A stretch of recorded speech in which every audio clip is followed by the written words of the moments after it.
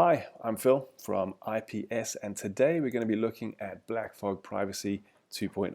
BlackFog Privacy is a fantastic tool to protect your online privacy from ransomware, spyware, malvertising, and profiling. Let's have a quick look at the user interface. This is the dashboard. It gives you all the information you need to know about your privacy and privacy score. But what I'd like to show you today is how BlackFog Privacy blocks advertising and profiling. You're all very familiar with advertising. Pretty much every web page these days has advertising on it. It drives me crazy. Profiling, though, is slightly different. Profiling is where web pages are capturing information about your browser habits. So, for example, if you did a search for watches, chances are the next time you get to a shopping site like Amazon, you'll be shown a whole lot of recommendations for watches and adverts for watches, etc., etc. So that's profiling. There's a lot more sinister stuff that happens, but that's a pretty basic example. What I want to do now is just go into a browser. We're just going to go into a couple of pages just to have a look and load some of these up. This is the Daily Mail. I'm just going to go to Wired as well. And I'm using news sites because the adverts on here are usually pretty heavy. I'm just going into this article here about Apple. It's partners with Deloitte, and I want to read the article, and you'll see how clunky and sticky the browsing is. Like I'm trying to read, but the page keeps refreshing, so I've got to keep moving the mouse up and down. It's quite annoying, frustrating. So yeah, web pages, adverts, frustration. So let's close that down. Let's go back into BlackFog, and what I'm going to do is a privacy clean. But before I do that, I just want to show you the forensic data removal that takes place. Pretty much every browser, you can delete the cache cookies, etc., all the way through. Parts of the operating system can be cleaned. Anything that stores a log or something that can be exploited is in the forensic data removal. And by doing a privacy clean, we can remove that for you.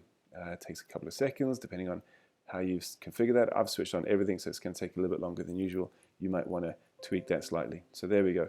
252 files have been cleaned. And taking into consideration, I only went to like 3 websites. That's quite a lot.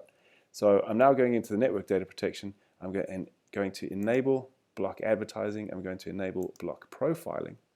Switch that on, put that back, and let's go back into Google. Let's go into the Daily Mail again. That's where we were before, and that's loading pretty quick. We've got the Mirror. I've got Wired going in here. See how quick that loaded?